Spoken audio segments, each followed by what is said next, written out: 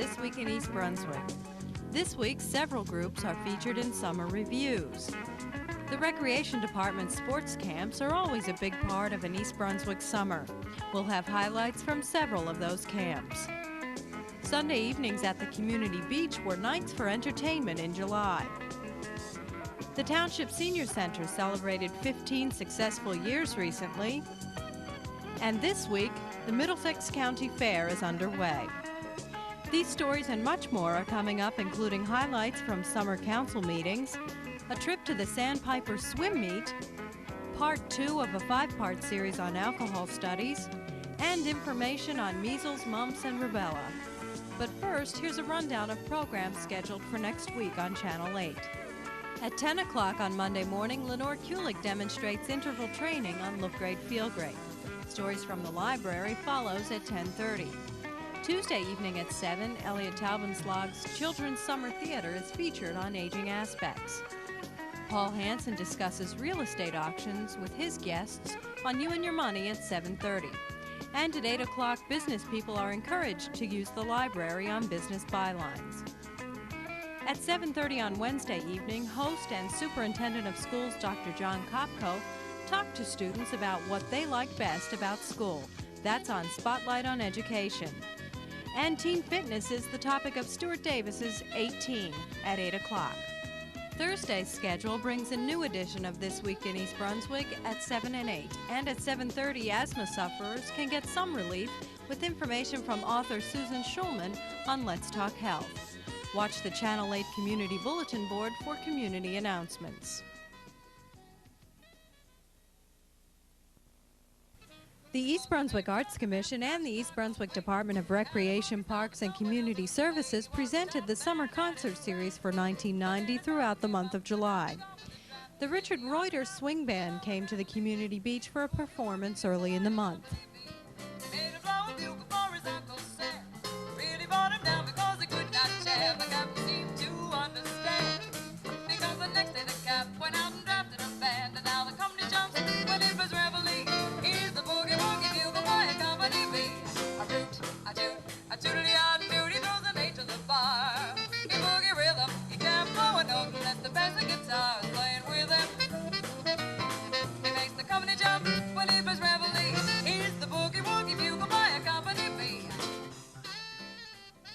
The following week, residents came inside to the air-conditioned East Brunswick High School auditorium for a performance by the Hickory Tree Chorus and the Commonwealth Chord Company. These two dynamic groups joined for a night of barbershop and Sweet Adeline harmony. Sing to the world, what's the point putting it down? There's so much love to share. I'm singing to the world. Don't you see it all comes around? The feeling's everywhere. We've been closing our eyes day after day, covered in clouds, losing our way. But it's daybreak. If you want to believe, it can be daybreak. Ain't no time to grieve. Since daybreak, only believe and let it shine, shine, shine all around the world. Sing it to the world. Let's bust a chord or two, and then you'll know it's true that a song makes things go right. Put away your trouble, let your joy be double while we bust a chord tonight.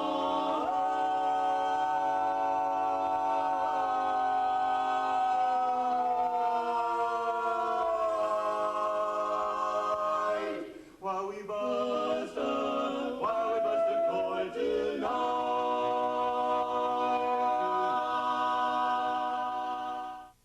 As the month progressed, the younger residents all gathered at the East Brunswick High School auditorium for a night of music and comedy with the infamous Uncle Floyd and Oogie, stars of their own cable television show. Hi, I'm Uncle Floyd. Oh wait, don't change the channel. My show's not coming on. No, relax. It's not my show. Although you're going to see some little clips of my current appearance at East Brunswick High School for the summer series. So we had a lot of fun back here, and I'm happy to be here today, this evening, or this morning when is this airing. So we hope you enjoy it. Now, I'm happy to be here. If I seem a little nervous tonight, it's just that I'll never be able to figure out how to get back out of East Brunswick. I don't know how I got here. I thought I was going to the beach. And I said, isn't the beach down south by Avenel or somewhere down there? Or Keensburg. Have you ever been to the beach at Keensburg? That's nice.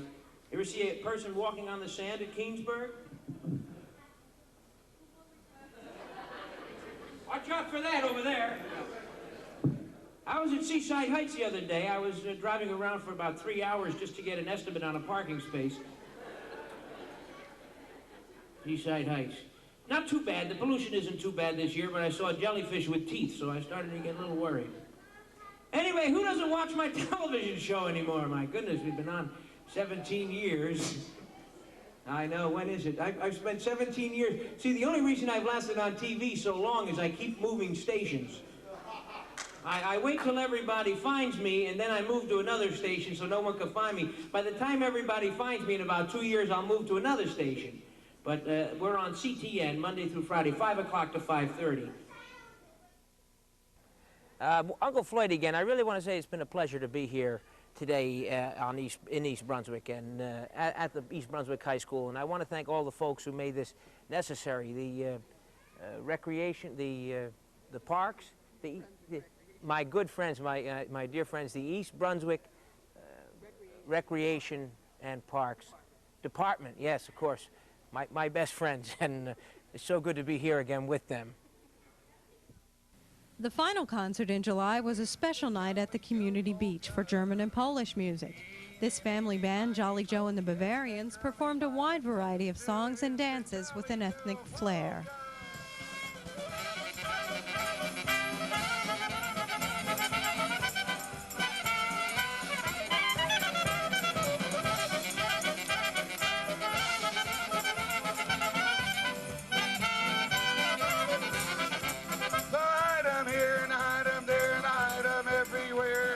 Harry's over here, Kenny's over there, hide 'em here, hide 'em there, hide 'em everywhere, doing the Jolly Joe polka. On Sunday, September 2nd at 6 p.m., the summer concert series will conclude with a jazz band known as Crossing Point. Hello, I'm Cynthia Schachter, and this is the 15th anniversary party of the East Brunswick Senior Citizens Program. 15 years ago this month, a small group of dedicated souls gathered at the Lutheran Church on Riders Lane to see if they could start a program where older people in the community could come together for recreation and for information about social services. A year at the church found us outgrowing that facility, and subsequently we spent 8 years at the East Brunswick Library. It was a very happy partnership, but eventually the program outgrew the library as well, and now we are in our own building. We've had 6.5 years, and the program has now grown to over 3,500 members. Today we're celebrating our 15th anniversary. We have about 250 seniors and guests, and I think everyone's having a wonderful time. So happy anniversary to us. Whispering pretty stories, I long to hear once more. The strolling with my girlie when I do it early in the morning. Butterflies will flutter around to get the lip. Hi, my name is Darren Troutline. And my name is Emmy Phillip. We're the coaches of the East Brunswick Sandpiper swim team, and today we're swimming a meet against Brook Hill Swim Club. We have about 40 kids on our swim team, and they practice from 9:30 in the morning and then again at 2 o'clock in the afternoon. As you can see, we have a brown water facility, and we're looking in East Brunswick to put in a blue water pool so that our team can improve and will become known more through the state of New Jersey. Today, there'll be 33 events, individuals and medleys. The kids range from ages 6 to 18. The events run from butterfly, backstroke, breaststroke, and freestyle. There's some individual events and some relay events. In the relays, each swimmer swims one leg of a relay. The relay can go from 4 laps to 8 laps. If you have any kind of swimming ability, please come and join the team next year. We start in June to practice. The phone number is 390-6797, and that you would find in the rec department. Thank you. Another service offered by the East Brunswick Division of Recreation is their summer sports camps. Campers from grades 1 through 12 had a chance to participate in a variety of sports over the summer. Over 350 kids signed up this year to learn more about their favorite sports. The high school varsity coaches coached their respective sports, with Dan Haston coaching boys soccer, Lou Cosa for girls soccer, Bo Henning for boys basketball, Pat Peters for girls basketball, and Sonia Regulato coaching girls softball. Assistance to the head coach is provided by their own assistant coaches as well as ex-high school players. A typical day can consist of instructions, guest lecturers, scrimmage situations, games, and viewing instructional videotapes as well as tapes of themselves. A special awards ceremony is part of every camp, giving awards in a number of categories to the kids. East Brunswick residents are accepted on a first-come, first-served basis. Following the set deadline, non-residents are accepted as well. Camp fees this year were $80 for residents and $90 for non-residents. The Recreation, Parks, and Community Services magazine is distributed to all homes in East Brunswick at the end of February for more information about upcoming programs and camps. And registration for the camps begins in early March.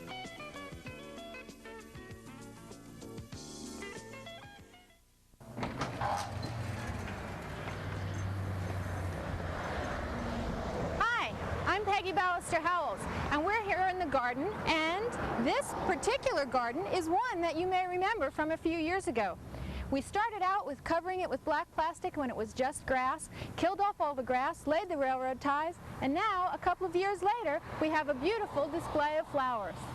To provide interest all year round, we have some low-growing evergreens. These are junipers. There's 2 or 3 in the bed, and of course a few rocks just to create a little diversity in the terrain.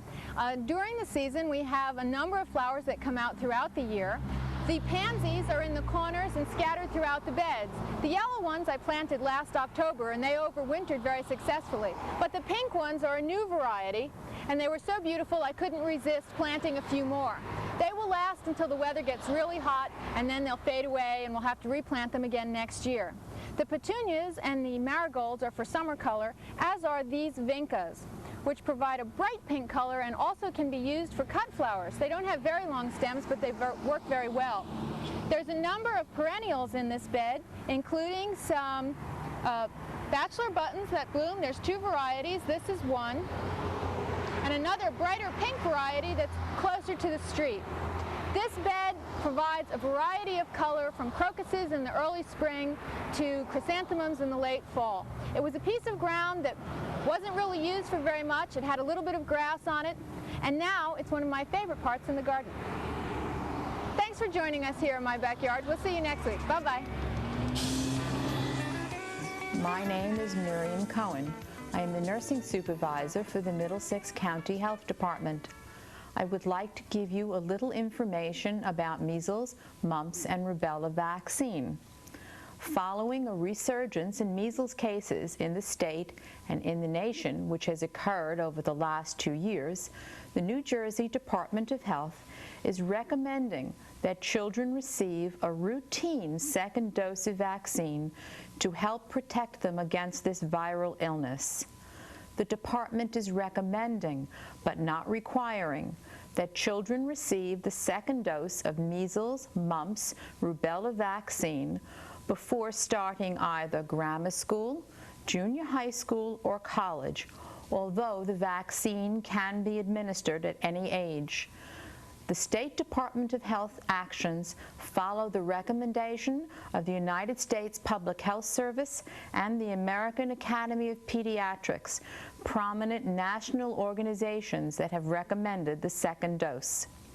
State law already requires that children be vaccinated once on or after 12 months of age, and the Department of Health recommends that the initial vaccine, M.M.R, measles, mumps, rubella, be administered when the child is 15 months of age. Documentation proving this initial vaccine has been administered is required before a child enters school. We would urge that all parents concerned about second dose measles, mumps, rubella vaccine contact their child's physician to discuss with them the administration of this vaccine in a timely manner. If you have any more questions about second dose measles, mumps, rubella vaccine, please contact the Middlesex County Health Department. The Nursing Division phone number is 521-1402. The main number of the Middlesex County Health Department is 828-8100. Welcome. I'm Doug Halverson, Director of Consultation and Education at the Middlesex County Mental Health Clinic. This is the second in our 5-part series on current issues in alcohol treatment. Returning with us is Dr. Barbara McCready, the Acting Director of the Rutgers Center of Alcohol Studies. We'll be discussing early intervention today. Barbara, thanks for coming back. Early intervention with medical patients, what is that? What that is an attempt to try to identify people with alcohol problems before their problems have become so severe that their lives have been destroyed because of their alcoholism.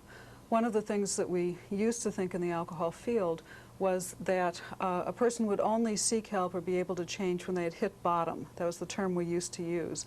And that usually meant you'd lost your job, you'd lost your health, you'd lost your family, you'd really lost everything.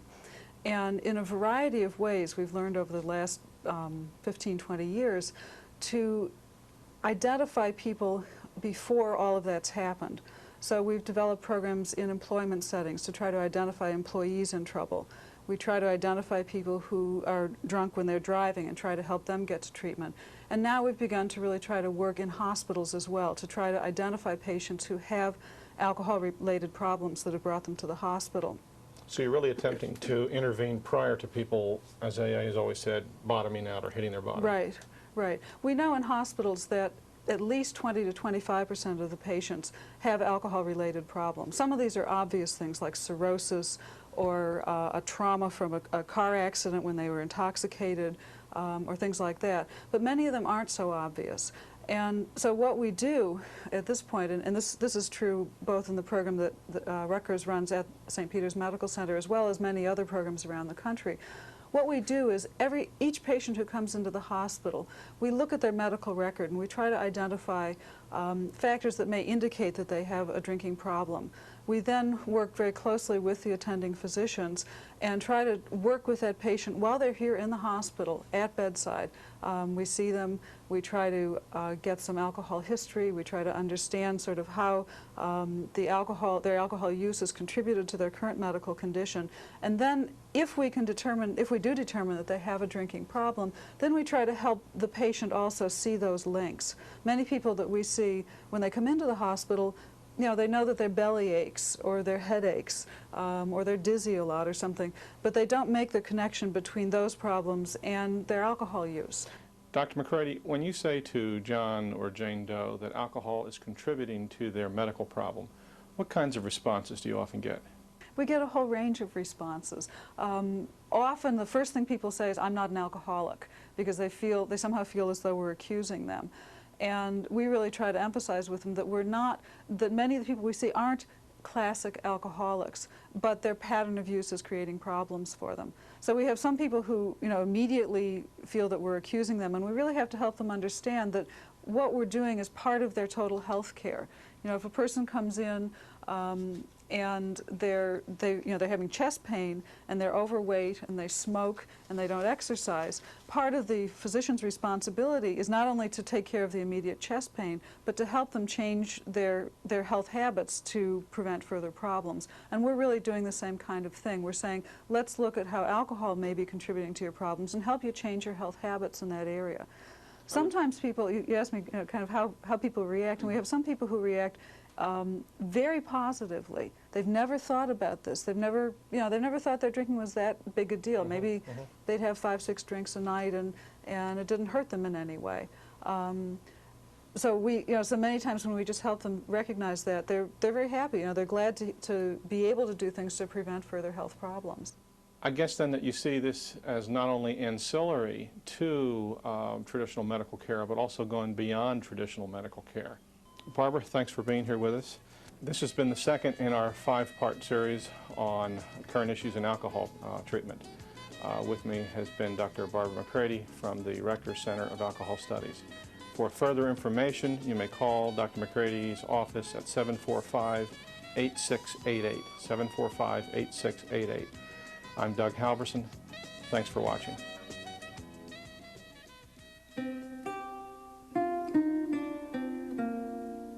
That brilliant sequence of cultural peaks, the ascent of man. My version of American history in 13 hours. If we withdrew from Vietnam, the communists would control Vietnam. For English, there are no borders. The play's the thing. Check out the best of PBS, now on video cassette at your local library. In the month of July, the East Brunswick Township Council made history. In a unanimous vote, the council established Chapter 68, which is an ordinance that prohibits cigarette vending machines from the Code of East Brunswick. Many of the approximately 100 spectators cheered as Council President Joseph Hudak banged his gavel to signify that the ordinance had been passed.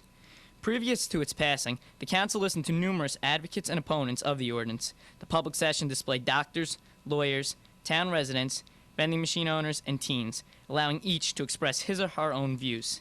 After the public portion was completed, Township Clerk Betty Kiss read a multitude of letters that had been sent to the council from groups such as the American Cancer Society, the American Lung Association, the New Jersey Department of Health, and many others. Council President Hudak summed up the council's views by stating that it was their intention to set an example for other communities to follow. Furthermore, he requested that legislators stop selling cancer to children. Although the ordinance is to go into effect as of January 1st, 1991, the attorney representing the amusement music operators of New Jersey has threatened to file suit against the township. He believes the local government is out of its jurisdiction and it is the responsibility of the state to regulate the cigarette industry. At the July 23rd Township Council action meeting, spectators could expect to find standing room only. Seniors from all over the community attended in order to show their support for a proposed dissemination of the senior citizens from the jurisdiction of the Department of Recreation and Parks. With the full support of its current director, Judith Lebline, as well as the unanimity among council members, the council voted to place an official resolution on the agenda for the next council meeting. Before concluding discussion, Council President Joseph Hudak reflected upon how some 4,000 East Brunswick seniors could be positively impacted by having their own autonomous body. The council also bestowed municipal honors upon Dorothy Sullivan for her 32 years of service to the Juvenile Conference Committee. The 52nd Annual Middlesex County Fair commenced this past Tuesday. Fairgoers rushed to pack the grounds opening night with the intention of experiencing the numerous opportunities the fair had to offer. Children and adults alike enjoyed the fair atmosphere. While walking through the midway section, lights flashed, music blared, and people of all ages were jolted in every direction by the different rides. For those who wanted a slower pace, the 4-H Club presented an area to view and pet small and large animals alike. As always, food was available for all. From barbecued pork, to pizza, to corn on the cob, a wide variety of food could be purchased. In order to get an idea as to how much preparation went into it, we spoke with Fair President Grace Auer, who has been with the fair since its inception 53 years ago. Well, we truly meet every month in the year preparing. After one fair is over, we talk over what we can rectify and improve for the next year. And then you have to make many contacts with many different organizations and businesses and prospective customers. And there's a lot of work to it, and it's a lot of fun, but there's a lot of work to it too. And what is new at the fair this year? Well, this year we have a craft tent, which is new. Every day they will be doing some sort of a craft that people can learn by and witness the operation of it. And then we have an increased number of children's rides at the fair. We have a new entertainment group, and we hope that the people will enjoy it very much this year. And what are some of the main attractions every year that people come I think the food is one of the main attractions, and of course the animals for the children and the rides.